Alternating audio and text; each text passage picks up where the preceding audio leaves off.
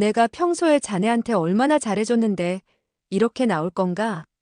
그래도 아닌 건 아닌 거죠. 결혼한 지 얼마 됐다고 한국까지 파견을 가라는 거예요?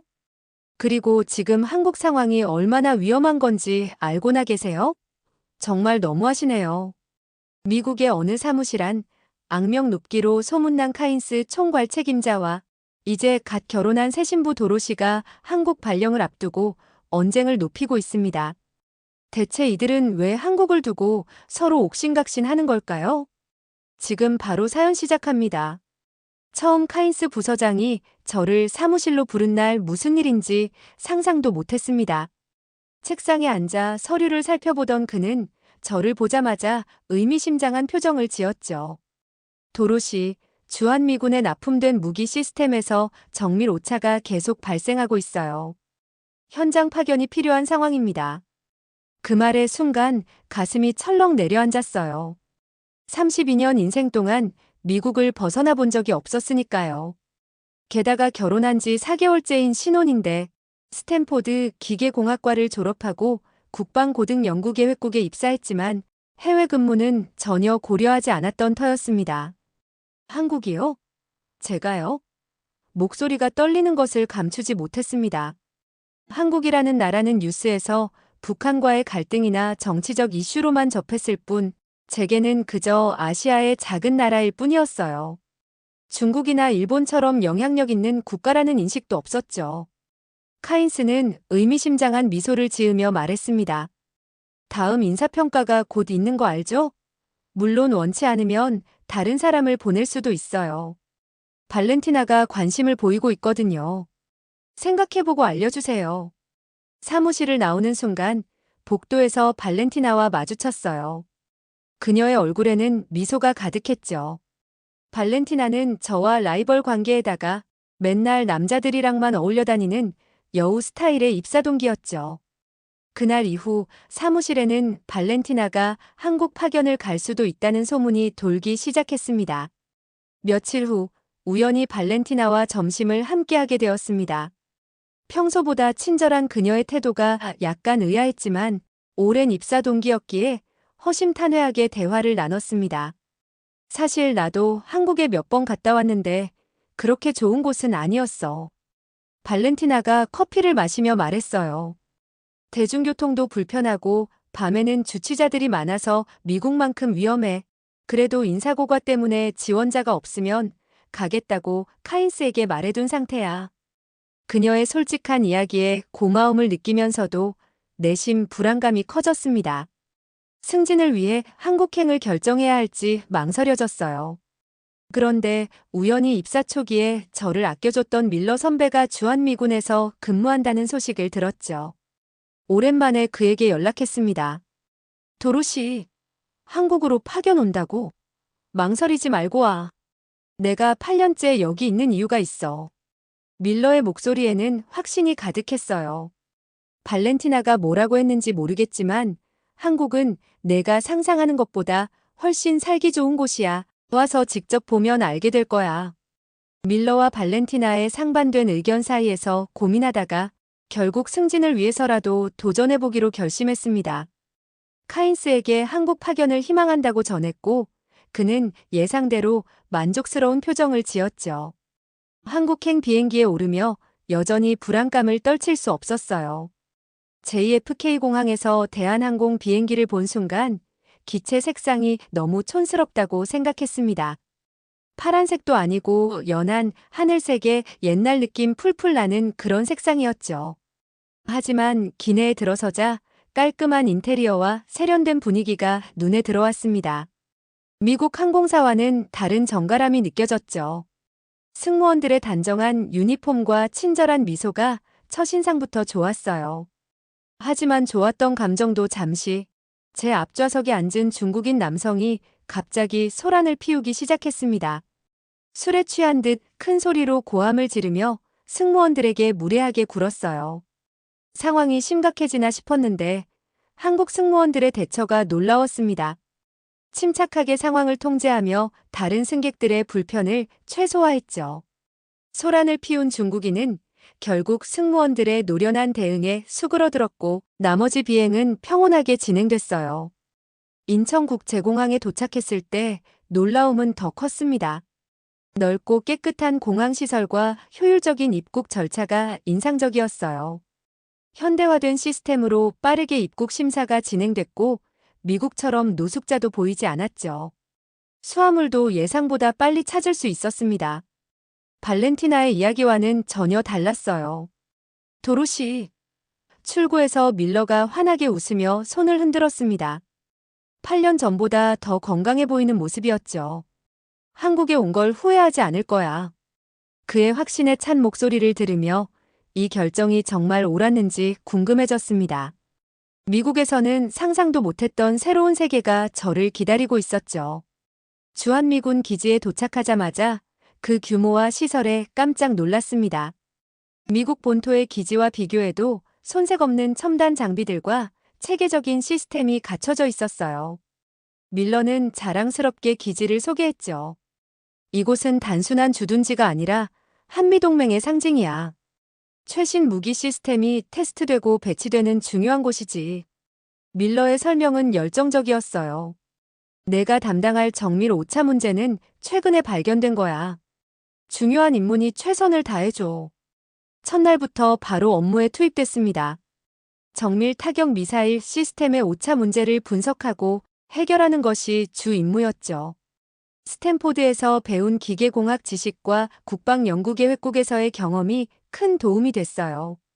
여자로서 하기 힘든 업무라고 생각할 수도 있지만 전문가로서 자부심을 갖고 임했습니다.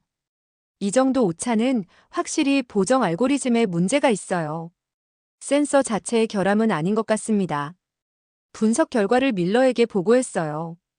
그는 놀란 표정으로 나를 바라봤죠. 오, 도로시. 입사 초기에 어리숙했던 모습은 어디 갔어? 완전히 전문가가 됐네. 밀러의 칭찬에 자부심을 느꼈습니다.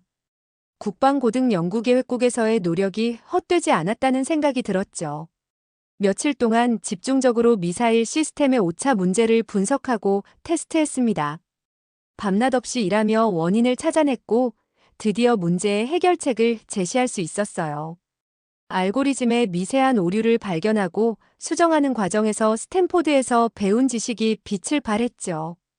도로시 정말 대단해. 이렇게 빨리 문제를 찾아내다니. 작전 참모 중령의 칭찬이 이어졌습니다. 그 말을 듣고 뿌듯함을 느꼈습니다.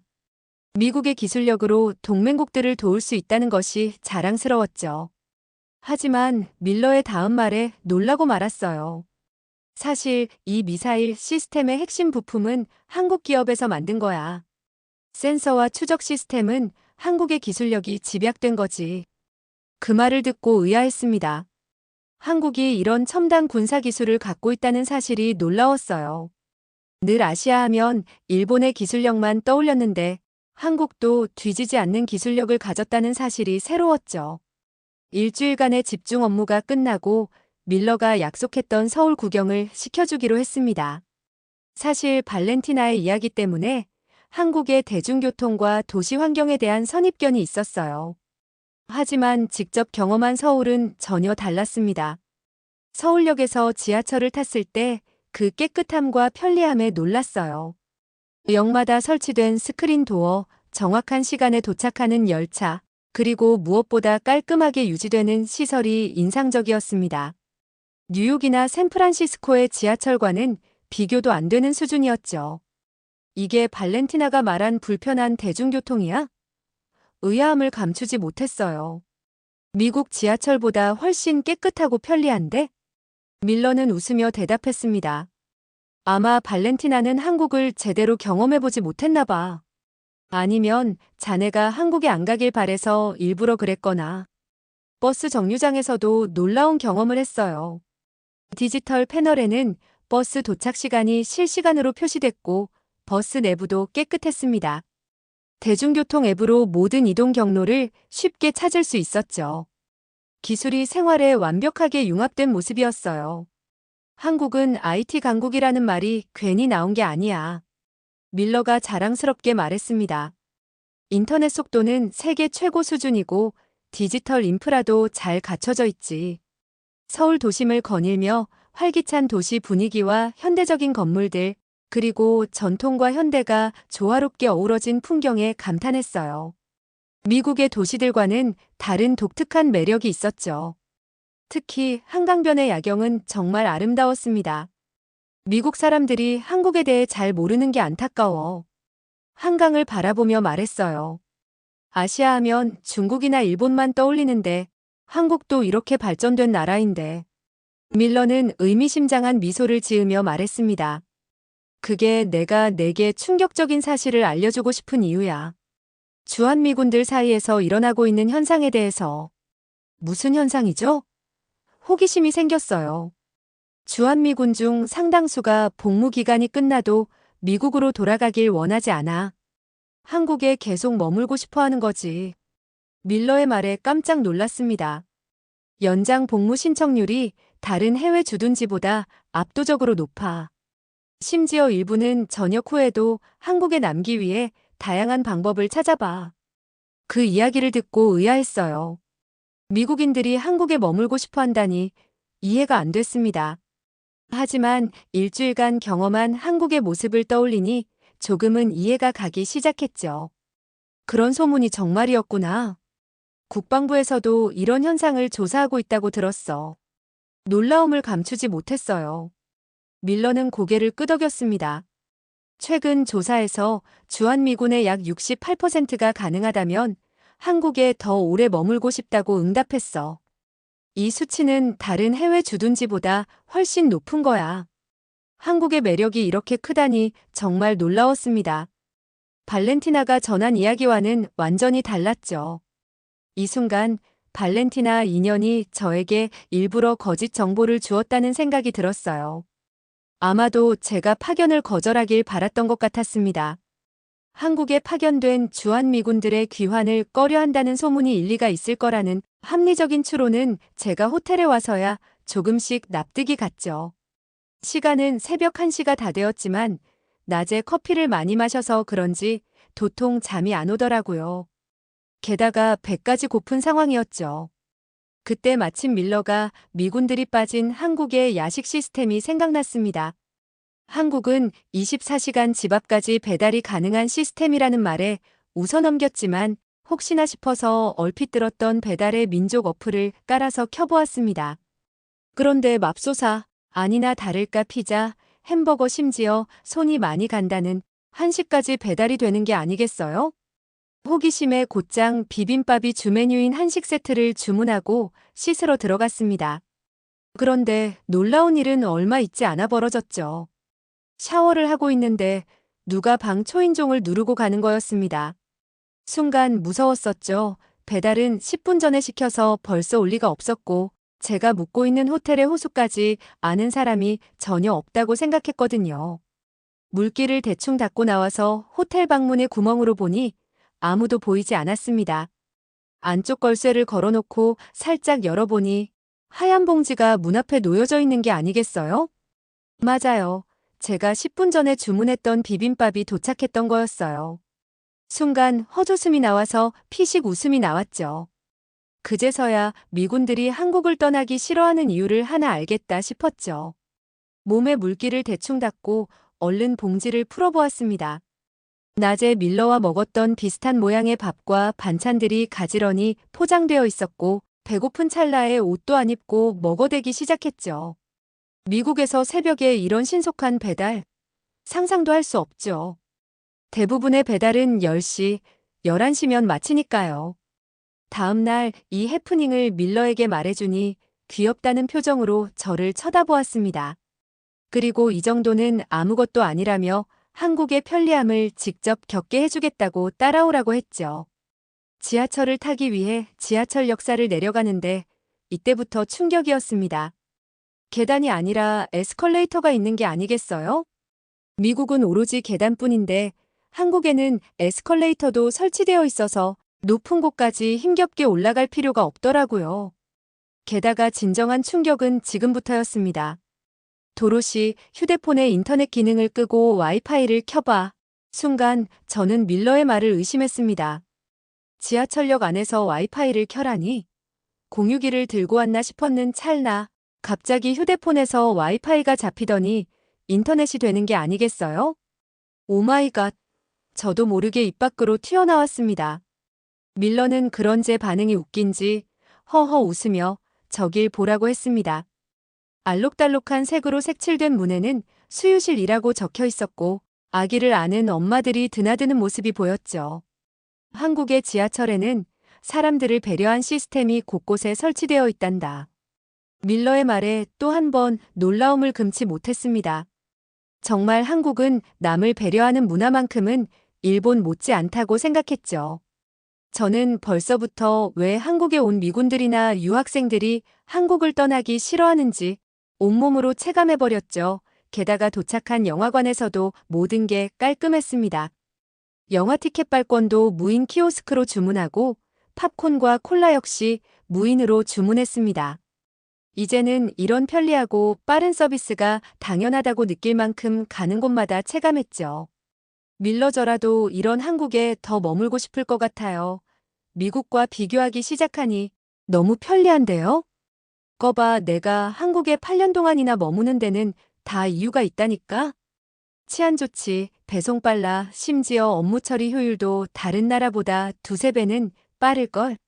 하긴 저도 예전에 코로나19가 세계를 집어삼킬 때 일본과 중국의 코로나 감염병 대처를 보고 역시 아시아는 아직 한참 멀었다고 하는 와중에 한국의 대처 능력을 보고 기겁했던 적이 있었죠. 수기로 환자 집계를 하는 일본과 달리 IT 강국답게 모든 걸 전산화해서 시시각각 대처했죠. 일본 NHK에서 본 수기로 그린 종이 그래프를 보고는 얼마나 한심했는지 몰라요. 이렇게 웃고 떠들며 걷다 보니 어느새 호텔에 도착했더라고요. 밤거리도 워낙 밝고 안전해서 긴장을 하나도 안 하고 오래 걷기는 또 처음이었죠. 저도 미국 돌아가면 한국 생활을 진지하게 고민해봐야겠어요.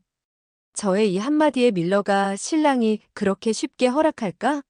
하며 놀렸지만 저는 자신 있었죠. 이렇게 편리한 시스템을 단 하루만 느끼게 해줘도 신랑은 오케이 할 거라는 것을요. 짧았던 한국 출장이었지만 이런 기회를 먼저 제공해준 카인스에게 고마움을 느꼈고 유언비어를 퍼뜨린 발렌티나에게는 괘씸함이 들었죠. 미국으로 돌아가면 신랑 먼저 꼬드긴 다음에 한국으로 오는 방안을 생각해봐야겠어요. 사연이 재미있으셨다면 좋아요와 구독 부탁드립니다.